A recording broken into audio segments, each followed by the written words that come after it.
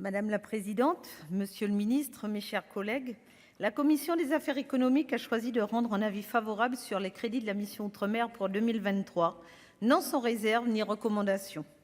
Non sans réserve, car après analyse, les augmentations de crédits sont trop souvent modestes, ne couvrant pas même l'inflation prévue pour 2023.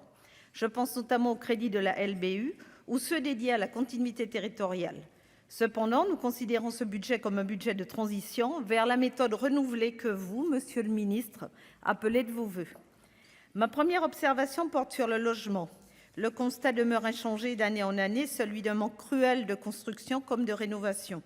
Pour l'année 2021, ce sont 3036 logements locatifs sociaux et très sociaux qui ont été livrés, alors que le besoin annuel est estimé à plus de 8000. De même, 1628 réhabilitations de logements sociaux ont été menées à leur terme, en dépit des financements importants du plan de relance. Concernant la lutte contre l'habitat insalubre, les crédits de 2022 sont reconduits alors même que les besoins sont immenses.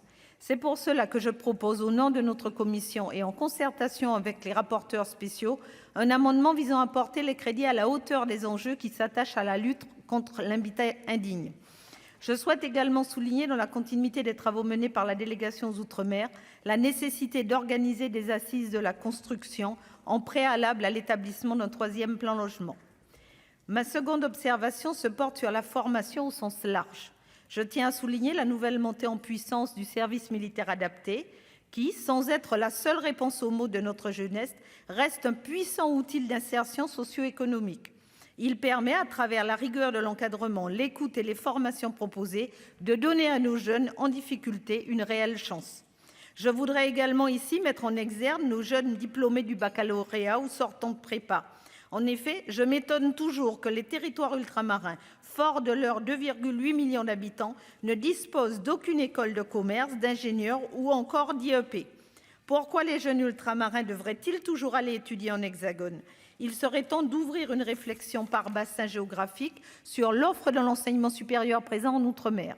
Et s'il est bon que les jeunes souhaitant venir étudier à Paris puissent le faire dans de bonnes conditions, pourquoi ne pas imaginer demain des jeunes hexagonaux venant suivre une formation d'excellence dans un territoire ultramarin ?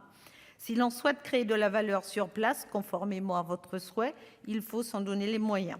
Enfin, monsieur le ministre, le constat de l'inadaptation des normes aux réalités de chaque territoire est unanime.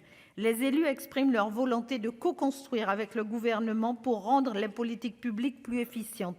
C'est aussi un levier indéniable de création de valeur. Nous comptons sur vous. Je vous remercie. Merci.